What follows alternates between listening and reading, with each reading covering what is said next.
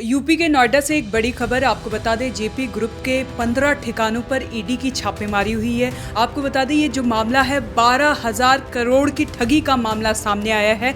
ED को ये भी शक है कि इस मामले में जो फंड है बिल्डर के थ्रू जो बायर से पैसा लिया गया है वो मनी लॉन्ड्रिंग का भी मामला हो सकता है। क्या है ये पूरा मामला? ज़्यादा जानकारी के लिए मेरे साथ हैं editor in chief Neeraj Sharma. Neeraj Sharma, क्या है पूरा मामला? देखिए, ये मामला जेपी ग्रुप से सीधे तौर पर जुड़ा हुआ है और ईडी की टीम की छापेमारी जारी है। दिल्ली, एनसीआर और मुंबई समेत 12 जगहों पर 15 ठिकानों पर छापेमारी हुई है। 12,000 से ज़्यादा जो फ्लैट बायर्स हैं उनकी शिकायतों का असर है। और सबसे इम्पॉर्टेंट साक्षी मैं आपको बता दूं कि ONOG न्यूज़ ने इस खबर को प्रमुखता से दिखाया था। 1 महीना पहले हमने उन बायर्स का प्रोटेस्ट को कवर किया था और सीरीज़ पर सीरीज़ हमने कई सीरीज़ में उस प्रदर्शन को दिखाया था। और उस सीरीज़ का असर है कि अब जेपी ग्रुप पर ईडी की यानी कि प्रवर्तन निदेशालय की छापेमारी हुई है। 15 ठिकानों पर रेड की जा रही है और ये रेड जो है सुबह से ही जारी है। दिल्ली, एनसीआर समेत मुंबई में छापेमारी हुई है और ये पूरा का पूरा मामला बड़े घोटाले की ओर इशारा कर रहा है। ईडी की टीम जो है सबवेंशन मामले में खास तौर से जेपी ग्रुप पर छापेमारी कर रही है, पता कर रही है कि मनी लॉन्ड्रिंग किस तरीके से किया गया। आरोप है, फ्लैट बायर्स ने आरोप लगाया है कि सबवेंशन स्कीम के नाम पर उनसे पैसे लिए गए लेकिन उनके फ्लैट्स को नहीं बनाया गया। ONOG न्यूज़ लगातार इस खबर को बहुत ही प्रमुखता से दिखाता आया है और उसका असर अब ये दिखने लगा है कि ईडी की छापेमारी जेपी ग्रुप पर हुई है। आपको बता दें साक्षी कि माना जा रहा है कि जेपी ग्रुप की ओर से सबवेंशन मनी को मनी लॉन्ड्रिंग के तहत हेर फेर किया गया है, पैसे यहाँ का वहाँ किया गया है और इसकी पूरी पड़ताल की जा रही है। जो ONOG को जो सोर्सेज से जो जानकारी मिली है कि मॉर्निंग में ही ईडी की टीम मौके पर पहुँच गई थी। चारों ओर से सील कर दिया गया था एरिया को और तमाम फाइलों और कागज़ों को खंगाला जा रहा है। इसमें कुछ गिरफ्तारियां भी हो सकती हैं साक्षी, जो अभी तक ONOG के पास जो जानकारी आ रही है उसके मुताबिक। देखिए नीरज जी, ये बहुत बड़ा मामला है कि दिल्ली एनसीआर में लोग फ्लैट खरीदते हैं लेकिन बिल्डर उनका पैसा मार ले जाते हैं और जो बैंक की जो EMI वो भरते भरते उनकी पूरी उम्र निकल जाती है लेकिन घर नहीं मिलता है। तो अब इस टाइम पे लोगों के लिए कितनी बड़ी राहत की खबर है? देखिए, ये लोगों के लिए राहत की खबर है क्योंकि जो करप्ट हैं, जो हेरफेर कर रहे हैं, उन पर कार्रवाई हो रही है। मोदी सरकार और योगी सरकार ने पहले ही इस बात को साफ कर दिया है कि जो बेईमान हैं वो बचेंगे नहीं। जो भी बेईमान बिल्डर्स हैं, योगी सरकार ने अभी अंसल के मामले में बाकायदा योगी जी ने खुद मुकदमा दर्ज करने के लिए कहा था और अब जेपी पर जो छापेमारी हो रही है। हम आपको बता दें साक्षी कि जब मैं इस खबर को कवर कर रहा था, जब प्रोटेस्ट को कवर कर रहा था, तो हमने कई लोगों के ऐसे दर्द को देखा जिन्होंने आज से 12 साल 15 साल पहले लाखों रुपया दे दिया और आज तक उनको घर नहीं मिला। इससे आप अंदाज़ा लगा सकते हैं कि किस तरह की पूरा हेरफेर हो रखा है।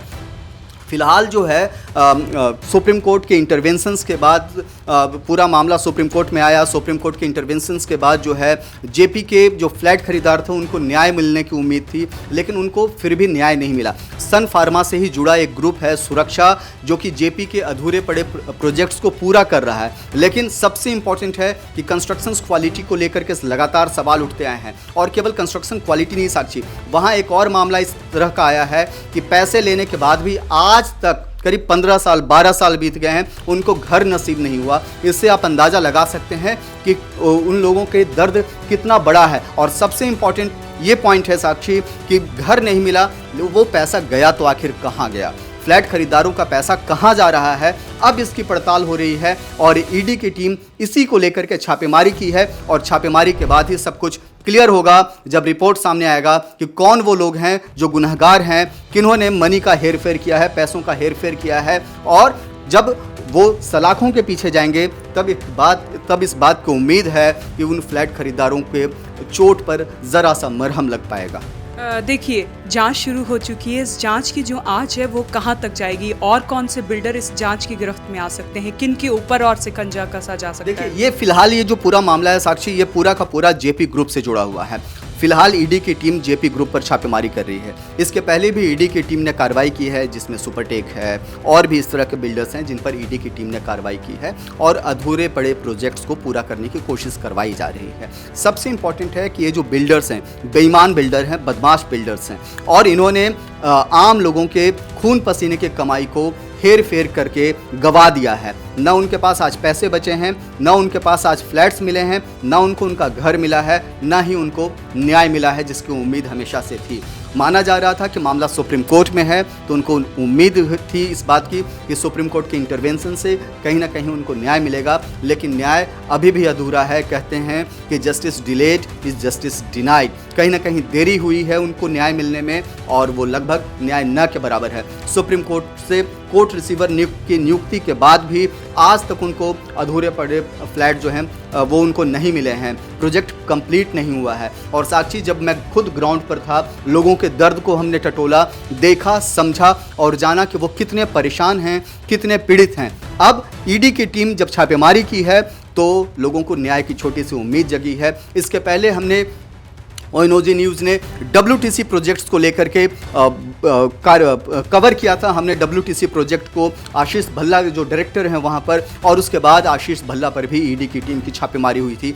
तो ओएनओजी फ्लैट खरीदारों के लिए सबसे बड़ी आवाज़ बनकर के सामने आई है। हम निष्पक्ष तरीके से खबर को कवर करते हैं और उसका असर जो है ईडी के दफ्तरों तक दिखाई पड़ता है।